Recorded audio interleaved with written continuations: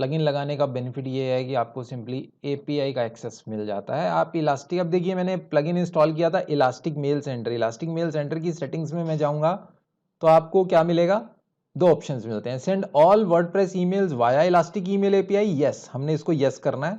Use the default WordPress function to send emails, अगर मैं इसको करता हूं तो वर्डप्रेस का जो डिफॉल्ट फंक्शन है उसके थ्रू ईमेल जाती रहेंगी। उसके बाद इलास्टिक मेल का एपीआई की लगाना है। मैं अपने इलास्टिक मेल में लॉगिन करके आपको दिखा रहा हूँ कि वो एपीआई की किस तरह का होता है और कहाँ से मिलता है। अभी इलास्टिक मेल में मैंने लॉगिन कर लिया है। यहाँ पर मैं माय अकाउंट में जाता हूँ।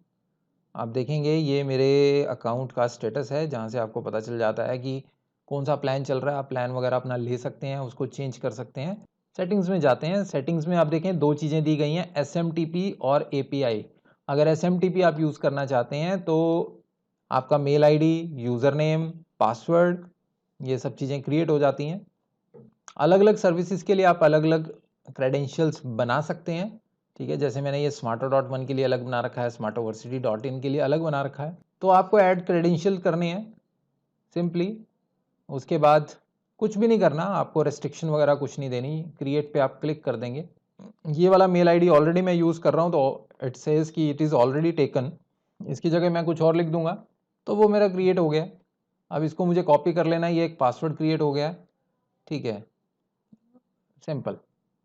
कोई भी जो एक्स्ट्रा आपने बनाया है क्रेडेंशियल उसको डिलीट करना है तो सिंपली आप यहाँ से डिलीट कर देंगे। तो इस तरह से ये SMTP के क्रेडेंशियल बन गए हैं। अच्छा, SMTP के क्रेडेंशियल आप कहेंगे कि API है तो फिर SMTP देने की ज़रूरत क्यों है, क्यों ना सारा काम API पे कर लिया जाए।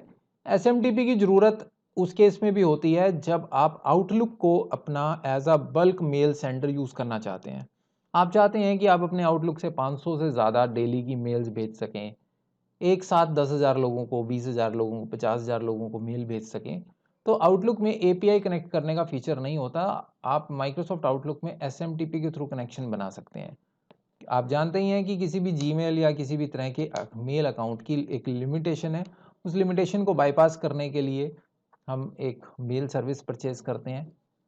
आप किसी भी सर्वर से परचेज कर लेंगे और उसके बाद SMTP के कनेक्शन आप उस मेल सर्वर के लगाएंगे ताकि मेल सेंडिंग में ये वाला सर्वर यूज हो। अब यहाँ पर दो चीजें हैं, SMTP में इनबॉक्स डिलीवरी नहीं आती, ये सिर्फ आउटबॉक्स के लिए। ठीक है, इनबॉक्स के लिए आपको pop.gmail.com या पॉप सर्विसेज का यूज करना पड़ता है। तो आउटलुक में जब आप कनेक्टिविटी करेंगे, ये थोड़ा सा टेक्निकल हो गया, आपके कोर्स से हटकर हो गया, लेकिन जनरली आपको एक इन्फॉर्मेशन पर्पज से मैं ये चीज़ बता रहा हूँ। अगर आपने आउटलुक में कन्फिग्रेशन करी है तभी इन सारी बातों पर ध्यान दें, अदरवाइज अपने कोर्स से मतलब रखें और वर्डप्रेस की API से कनेक्टिविटी करें, दैट्स ऑल। तो आउटलुक में आपको क्या करना पड़ेगा, जो आपकी इनबॉक्स है, आउटलुक में दो तरह की सेटिंग होती है, इनबॉक्स एंड आउटबॉक्स। ठीक है, जो इनबॉक्स सेटिंग है उसमें आप जीमेल का, अगर जीमेल अकाउंट आपका है तो जीमेल का आप पॉप वाली सेटिंग लगाएंगे और आउटबॉक्स में आप मेल सर्वर लगाएंगे। उससे क्या है कि इनबॉक्स आपका जीमेल में आएगा और आउटबॉक्स आपका इलास्टिक मेल से या किसी भी मेल सर्वर से जाएगा।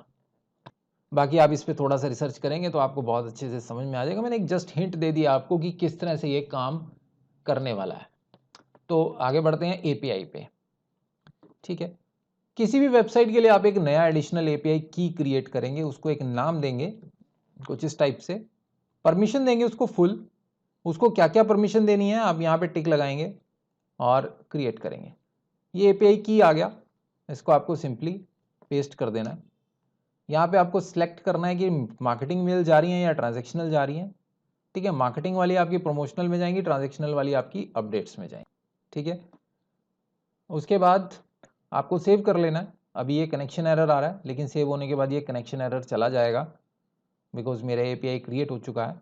Account is ready to send emails, active है। ईमेल क्रेडिट्स, ये मेरे अकाउंट में इतनी मेल्स पड़ी हैं।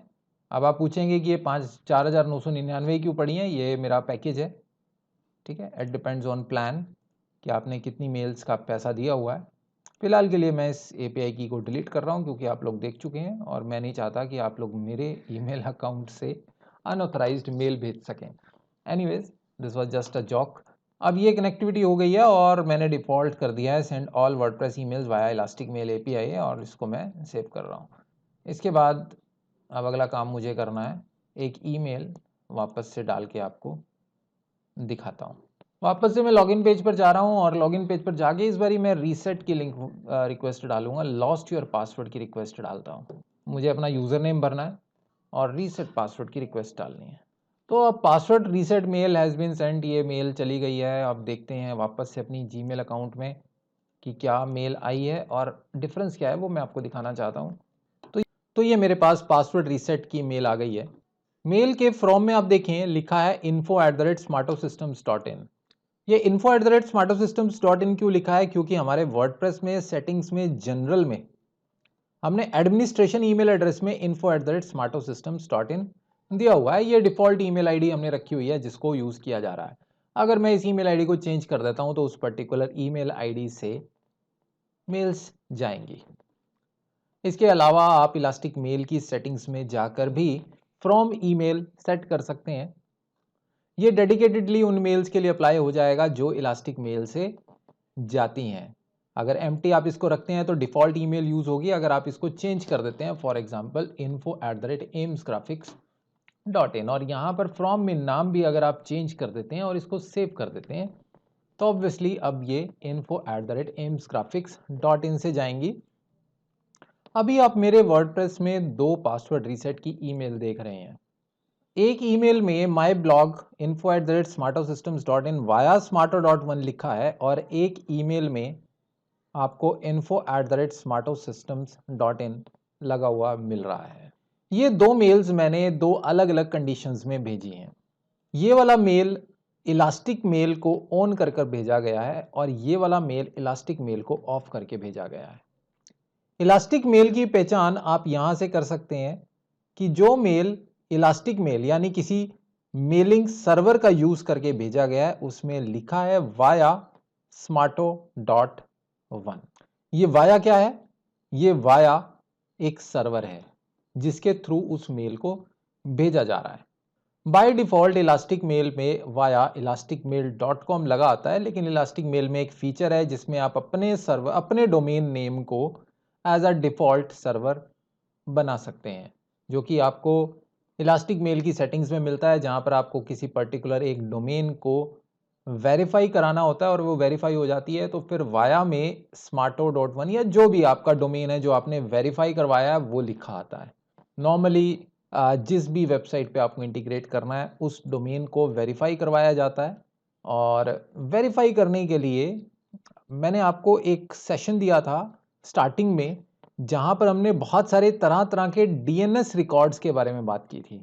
उन्हीं डीएनएस रिकॉर्ड में एसपीएफ, डीकेआईएम, ट्रैकिंग, एमएक्स और डीमार्क इन रिकॉर्ड्स को डालना होता है। घबराने वाली कोई बात नहीं है, सब इंस्ट्रक्शन इलास्टिक मेल आपको देता है। आप जैसे ही डोमेन को वेरीफाई करने का प्रोसेस करते हैं, मान लीजिए मैं यहाँ पर aimsgraphics.in डालता हूँ। डोमेन वेरीफाई करने के क्या फ़ायदे होते हैं कि आपका जो डोमेन है ना उसकी क्रेडिबिलिटी बढ़ जाती है। आपका जो मेल है वो स्पैम में नहीं जाता है, वो एक ऑथेंटिक मेल की तरह इनबॉक्स डिलीवरी होती है। तो आप जब कॉन्फ़िगरेशन करने लगेंगे तो आपको ये सब सेटिंग्स बताई जाएंगी कि आपको सी पैनल में जाकर ये सब सेटिंग करनी है। बाकी आप जानते ही हैं कि डीएनएस में आपको जाना है। डीएनएस आपका कौन सा काम करता है? जहां पे आपका डोमेन मैप्ड है। अगर आपका डोमेन किसी नेम सर्वर पे पॉइंटेड है तो आपको सी पैनल में डीएनएस चेंज करने हैं। अगर वो ए रिकॉर्ड या सी नेम रिकॉर्ड से आपके होस्टिंग से कनेक्टेड है तो आपको अपने डोमेन पैनल में जाकर डीएनएस रिकॉर्ड अपडेट करने हैं। ये सब रिकॉर्ड अपडेट कर लेंगे आप, उसके बाद आपको वेरीफाई कराना है। वेरीफाई पे क्लिक करेंगे, विद इन 24 टू 48 आवर्स आपका डोमेन वेरीफाई होता है और एक बार ये सारे टिक लग जाएं तो आपके मेल की इनबॉक्स जाने की प्रोबेबिलिटी बहुत ज़्यादा बढ़ जाती है। खैर अभी मैंने आपको बताया कि ये वाया क्यों लगा रहा है, क्योंकि ये वेरीफाइड डोमेन है। अगर वेरीफाइड डोमेन कोई भी नहीं है तो वाया elasticmail.com आएगा। अगर आप अपना डोमेन वेरीफाई कराएंगे तो वाया आपका डोमेन आएगा। कब? जब आपके अकाउंट में आपका डोमेन वेरीफाइड है और वही अकाउंट आप ईमेल भेजने के लिए यूज कर रहे हैं। वर्डप्रेस की जो डिफ़ॉल्ट मेल्स जाती हैं वो ये कुछ इस तरह से जाती हैं। ये तीसरा मेल मुझे रिसीव हुआ था wordpress@aimsgraphics.in। ये उस वक्त का मेल है जब हमने सेंड इलास्टिक मेल को कॉन्फ़िगर नहीं किया था। तो आइए इसको भी टेस्ट कर लेते हैं। अब देखते हैं कि रजिस्ट्रेशन के केस में किस तरह का मेल जा रहा है। मैंने सेम ही यूज़र को डिलीट करके वापस से रजिस्टर किया। अब देखते हैं कि मेल किस तरह का आया है। रजिस्टर होने के बाद मेल जो आया है वो कुछ इस तरह का है, info@eamsgraphics.in हो गया है ये अब, क्योंकि हमने इलास्टिक मेल की सेटिंग्स में info@eamsgraphics.in जो डाल दिया था। तो info@eamsgraphics.in से मेल आया है और वाया smarto.1 आया, यानी आपके डिफॉल्ट होस्टिंग सर्वर से मेल नहीं जनरेट हुआ है। तो अब मुझे लगता है कि आपको बड़े अच्छे से क्लियर हो गया होगा। दो तरह के मेल्स हैं, एक जो आपके एपीआई से जनरेट होते हैं, जो एपीआई से जनरेट होते हैं उसमें आपको वाया कुछ ना कुछ मिलेगा इस टाइप से, लेकिन जो आपके डिफ़ॉल्ट मेल्स होते हैं उसमें कुछ भी वाया नहीं होता है, पुअर डिलीवरी होती है, इनबॉक्स में आने के चांसेस कम होते हैं और एक लिमिट तक ही मेल्स जाते हैं, इससे ज़्यादा मेल्स नहीं जाते हैं। आप ये 2 मेल्स देख सकते हैं, एक में wordpress@eamsgraphics.in और दूसरे में info@smartosystems.in से मेल गया है, लेकिन वाया नहीं लगा हुआ है। तो इसी के साथ ही हमारा ये सेशंस ख़त्म होता है। मेल से रिलेटेड उम्मीद करता हूँ कि लगभग सभी डाउट्स आपके क्लियर हो गए होंगे। वीडियो को ध्यान से देखिएगा, पूरा देखिएगा, बार-बार देखिएगा, क्योंकि थोड़ा कन्फ्यूज़िंग है इन सब चीज़ों को समझना। एक बारी में नहीं समझ में आता तो दोबारा आप देखिए, फिर से नहीं आता तो फिर दोबारा देखिए। तो मिलते हैं नेक्स्ट वीडियो में, तब तक के लिए bye bye. Thank you for watching, stay tuned.